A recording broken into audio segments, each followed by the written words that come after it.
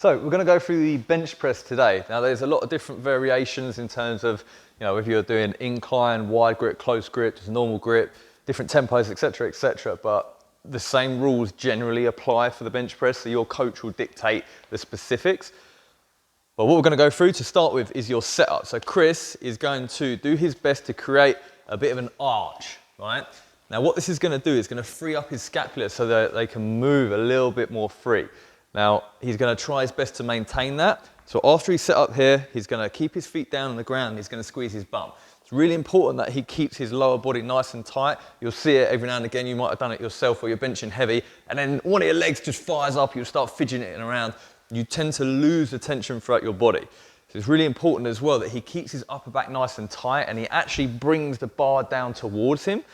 So let's demo that. So if you take your grip, Chris is favouring a slightly wider grip, which is cool. So he's going to unrack. Now from here, well, we want to set up so the eyes are in line with the bar. Don't forget that one. Now, after he's unracked, what he's going to do is keep his upper back nice and tight, and he's going to essentially do a barbell row to his own body. Now, pause there for a sec. So what we're looking for now is that the wrists are over the elbows, and we're not bending the hand and the wrist back, right? We want to keep it relatively straight, so we've got a straight line here as well. So he's making contact at about his sternum level.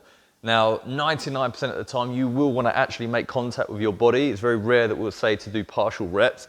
But he makes full contact, he's going to drive up, breathe out at the top, and then each rep, he's going to reset, breathe in, pull the bar towards him, make contact in position, and drive out. So the whole time he's keeping his lower body nice and tight, okay? Come down again.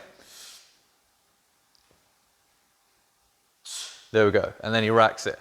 So a couple of common faults are, you all right? That's gassed him out.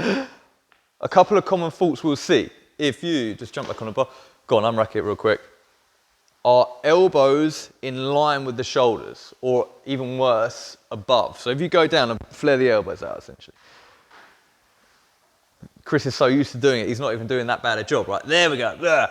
Horrible. If he keeps his shoulder, if his elbows are in line with the shoulder, or even worse, above the shoulder line, you can cause impingement in the shoulder and you can get injured quite quickly doing it like that. So we want to make sure that you're winding it in, you're keeping the elbows slight. That's probably taking the piss a little bit, Chris, but you want to keep the elbows below the shoulder line. Obviously, the wider you are, the less low the elbows will be, but even if you're super wide, you still want to keep the elbows below the shoulder line, okay? So that's a common fault we see a lot, is flaring the elbows out. And as well, I kind of mentioned it earlier, not going to full depth, especially if you're doing a test. If it's getting heavy, you could be tempted to leave a big gap here. But then we've got, there's no real metric to go on, because if you're changing your range of motion each time you bench press, we don't know that you're getting better, right? And generally, we always want to go for a full range of motion.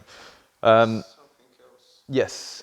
Elbows going forward and the bar comes here. So yeah, basically doing what we've said of keeping the elbows under, but then going so far that the position of the forearm is pissed to the side, right? So we want to keep pretty much a straight line at the forearm, okay?